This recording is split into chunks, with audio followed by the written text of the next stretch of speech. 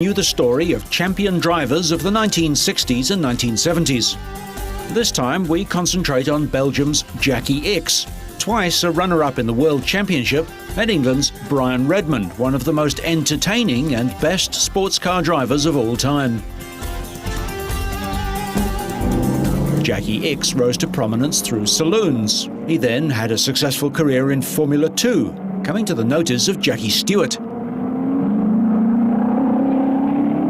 He had enormous natural ability and was great in wet weather. In 1969, he joined Brabham and finished second in the World Championship to Jackie Stewart.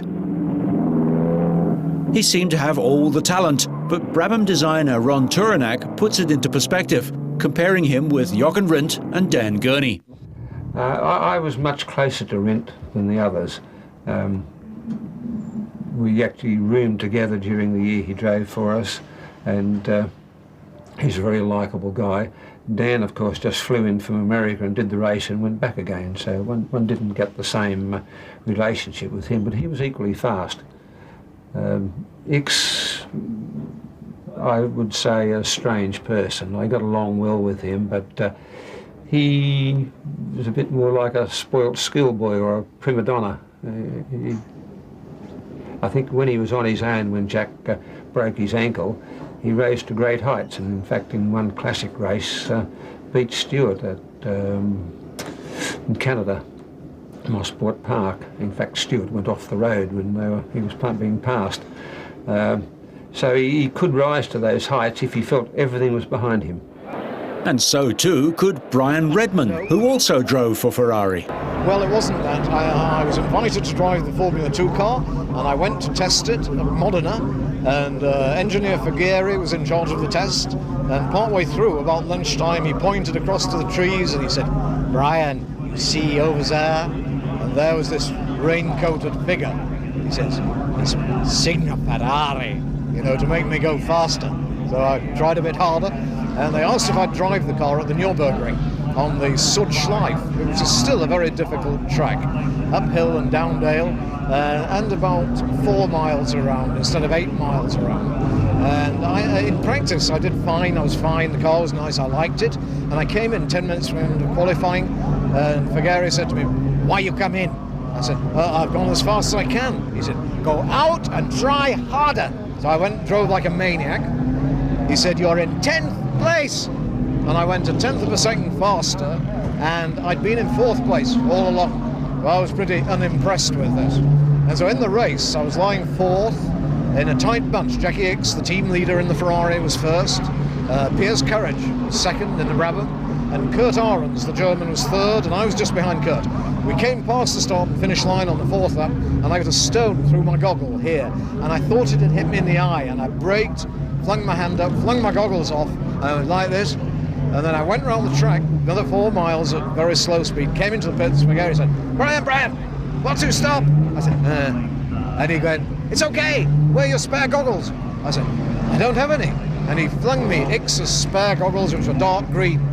And I drove like a madman, and I set a new record lap and finished 4th in the race.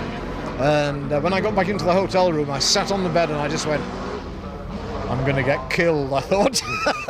So that night in dinner, Figueri went and he came back. He said, "Brian, I speak with Signor Ferrari, and for the rest of the year you drive a Formula 2, and at the end of the year, Formula Uno."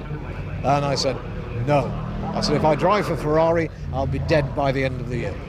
Brian is better known as a sports car driver. Did he prefer them?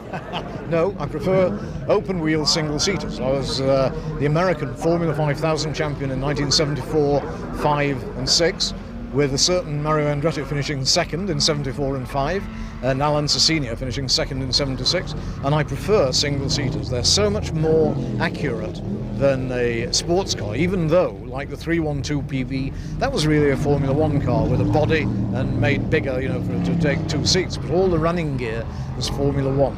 But single-seater races are much more intense, it's focused. 1 hour, 2 hours perhaps, no compromise. But a sports car race, you have to look after the car, you have to look after the gearbox, which means being a little bit more careful.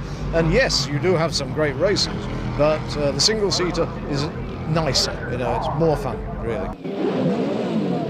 Chris Amon's win in the 1969 Tasman Championship was perhaps the pinnacle of his single-seater success. Here he took on the very best of the opposition, including Jochen Rindt, Graham Hill and Piers Courage, and beat them all.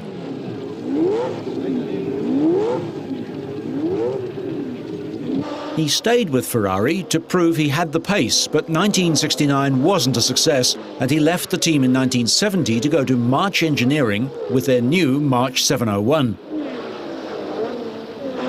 He was replaced at Ferrari by Jackie Ickx. Frank Gardner and Jochen Rindt chat together in 1969. Amon took a number of places for March, but moved on to Matra and almost gave them a win as well. He also drove for the embryonic Ensign team, and it was there that he finished his Grand Prix career before retiring back to New Zealand.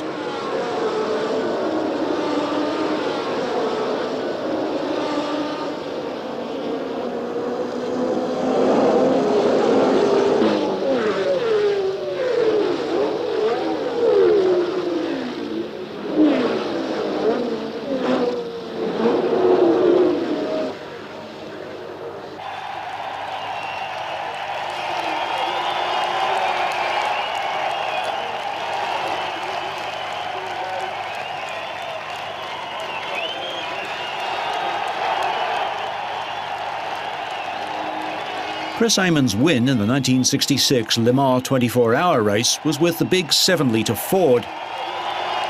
When joining Ferrari in 1967, he was in cars that were outpaced by the Ford effort over the next 3 years, and then faced the rise of Porsche.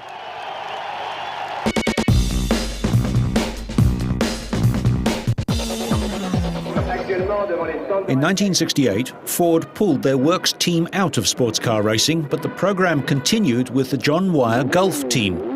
Its #1 driver was Jackie Ickx, and in the line-up were Mike Hailwood, Brian Redman and Derek Bell. When Ford had built the GT40, they'd expected the original 4.2-litre engine to do the job. They needed a few more litres in the end, but the original engines were reworked with Gurney-Westlake heads, and the John Wyer team were able to win Le Mans in 1968. For 1969, it appeared that the GT40 would be too old. The car that was expected to beat it was the 917 Porsche, of which nearly 50 examples had been built so that it qualified as a production car. The drivers run across the road for the start of the 1969 Le Mans 24-hour, the last start of this kind. Joe Siffert was one of the favourites in the 3-litre long-tailed Porsche. Jackie Ickx was last away, making sure his seatbelts were done up. In the early stages, the Fords were down in 10th and 11th places, but gradually the steamroller of Porsche began to run out of steam. The long-tail bodywork caused the gearbox oil to overheat. Huschke von Hanstein and David York presided over the greatest battle in the 24-hour race. In the final hour, Porsche and Ford GT40 exchanged places, young Jackie Ickx and the veteran Hans Hermann, ex-Mercedes-Benz. On the very last lap, the win went to the GT40 of the two Jackies, Ickx and Oliver. It was the beginning of the Ickx legend at Le Mans, 6 wins in total. The start of my racing career into prototype passed through that GT40. It's unbelievable to have here today the car I used 20 years ago, and also the car won Le Mans 2 times. But as far as I'm concerned, the GT40 being my first sport car to drive, and that was a car run by John Wyer at the time, I think it was really a car performing very, very well.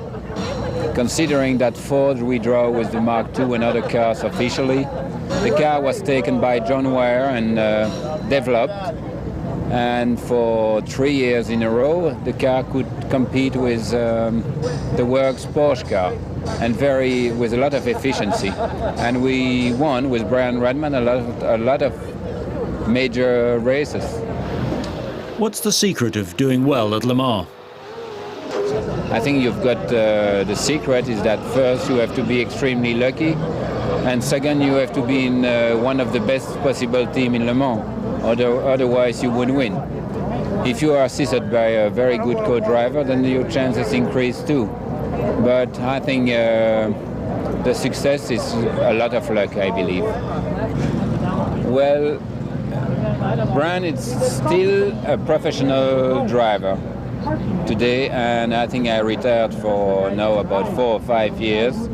So he's not the number one in the team, and it's nice to be with him, because when we were together, I was probably the peak of my career, and he was probably the best co-driver you could dream about. But unfortunately, he was probably underestimated in a way, but he was the most perfect co-driver you could dream about.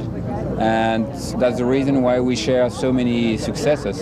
And without him, I think I couldn't have been so successful. Jochen Rindt won the World Championship posthumously in 1970.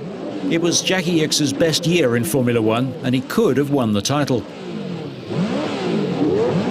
March was also having their first year in Grand Prix racing, and Chris Amon was at the wheel, together with Joe Siffert, of the red STP-sponsored cars. This is the British Grand Prix, where Jack Brabham famously ran out of petrol while in the lead. Ickx was a retirement, and the McLarens didn't show well either in Dan Gurney's comeback race, so Rindt was able to take the win from a disappointed Brabham.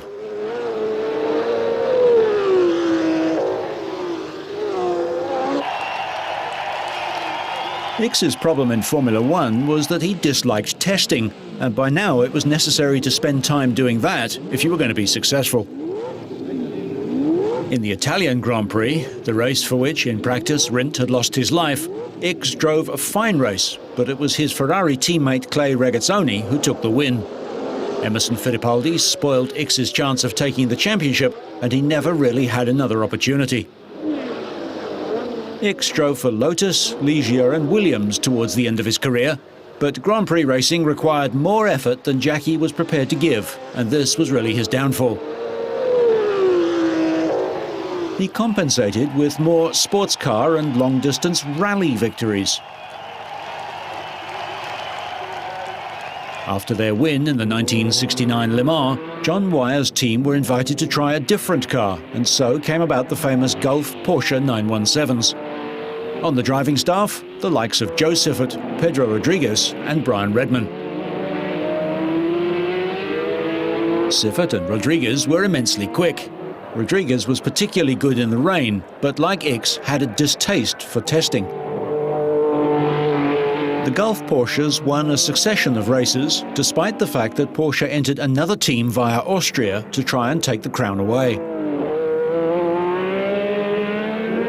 When not with the 917, the 3-litre 908 was still a useful car for events such as the Targa Florio. Always playing his part in these races was Brian Redman, the unsung hero of Porsche, Ferrari and Ford.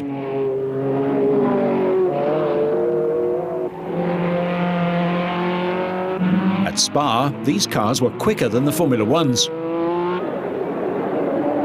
Redman and Siffert were often paired together. It was a good match.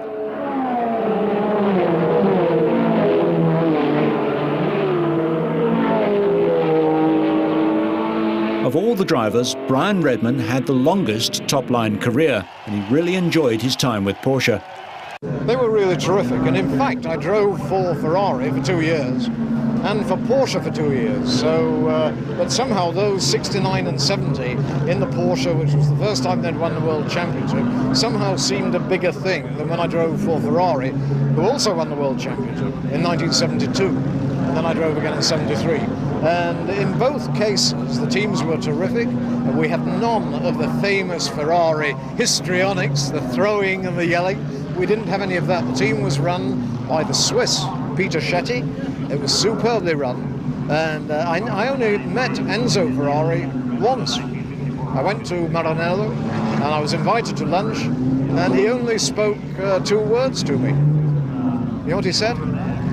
He got hold of my cheek and he went, "Nice boy." That was it.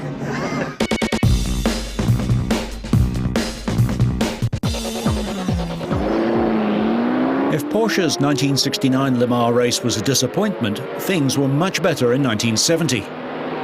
Victory in 1970 went to the man who had lost out the previous year, Hans Hermann, partnered by Dickie Attwood, and this was Attwood's greatest victory. He enjoyed it so much that he still runs a 917 Porsche in historic races and enjoys it hugely. Like Brian Redman, he returned to top-level competition with Aston Martin 20 years later.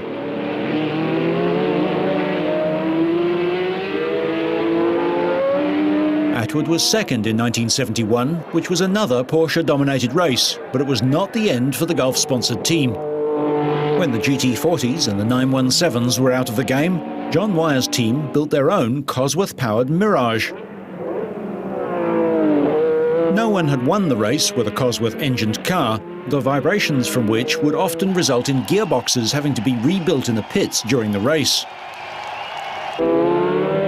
Gulf and John Wyer ran a very tight team, and partnered by Derek Bell, Jackie Ickx won in 1975, driving the Mirage.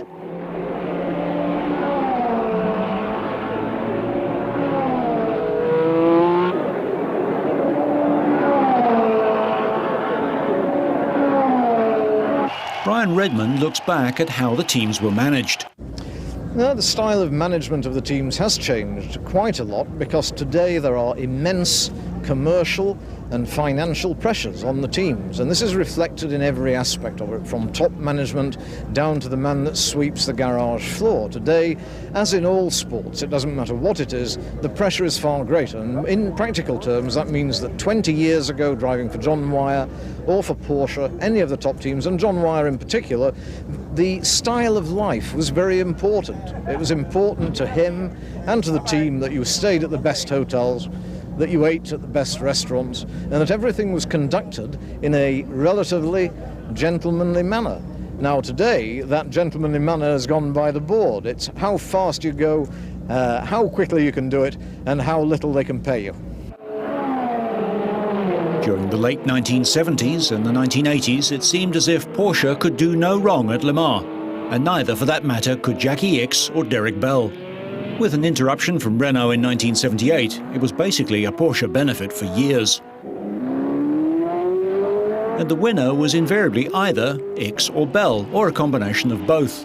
When Brian Redman came back into racing after a serious accident, the first team he drove for was Porsche. And Porsche remained true to their drivers for many years. After the domination of their first turbocharged car, they decided, in the mid-1980s, to produce something that remains the yardstick for production sports cars. Porsche's Indianapolis engine wasn't a success, but when the Stuttgart concern used it in a sports car, the 956 was born. It was with this car that Jackie Ickx took his final victories before retiring. Derek Bell was to win the Classic 5 times, second only to Ickx, whose record 6 victories was only surpassed in 2005 by Danish driver Tom Christensen. Bell continued and succeeded in heading off the might of Jaguar in 1987. He nearly won again with the McLaren before finally hanging up his helmet and concentrating on teaching others to drive racing cars. Jackie Ickx looks back. I believe within the last 20 years motor racing has changed completely. I must say in the end of 60s, early 70s, even if you were driving a works car, the whole scene was maybe professional, but there was a lot of amateurism into it, and it was a nice time. Today, works team are much more eager to drive. You have to be much more professional, and I think there is a little bit less room for real sport. Actually, the nicest thing about vintage racing or historic races is that the public can see the car, can approach the car, touch the car, and it makes it more a family affair in a way. Because if you go to Formula One, for example, today, spectators are absolutely away from the racing team, from the race cars and so on. Here you are really enjoying a good weekend because you are very close to the car you like. With the cars, there were some big changes over the years. Well, in the GT40, at least the one that Jackie Hicks and I are driving this weekend, which is a Mark II with a 7-litre engine, it weighs almost 3,000 pounds. It's got very little aerodynamic aids. In other words, it does not have ground effect like a modern Aston Martin or Group C racing car does. It weighs 1,000 pounds more, and the power is about the same. So there is a huge, huge difference. This is 20 years of development that we're looking at in the Group C Aston Martin against this 1967 Mark II Ford GT40. Now, what this means in practical terms is that when you come to a corner, the braking on this heavier, older car, you've really got to brake early, and the car's like this a little bit, and you think, you know. In the Group C car, you brake what seems to be unbelievably late. You hurtle into the corner and you just go bang like that, and the thing goes, and it doesn't do anything. It just stops, and then you turn, and it's got ground effect pulling it onto the ground, and it screams through the corner, and your head goes like this, you know, because of the G-force. Now, in these older cars, they are older cars. We're looking at 20 plus years. How good was the GT40? Well, the GT40 was a brilliant car, and it became a brilliant car because of the influence and the money and the technical and engineering ability of the Ford Motor Company. The car actually started life as a Lola GT, which was built by Eric Broadley in England, and the rights were bought by the Ford Motor Company, and development then took place. And of course, under both Ford themselves with the Mark II and the Mark IV, and after that with John Wyer, with the earlier car, but in much later form, with wider wheels and with much less weight, was also highly successful. Jackie Hicks and Brian Redman were both great stars in their own right. Neither won the Formula One World Championship, but they deserve their place in the history of motor racing. Join us for the next Autofiles.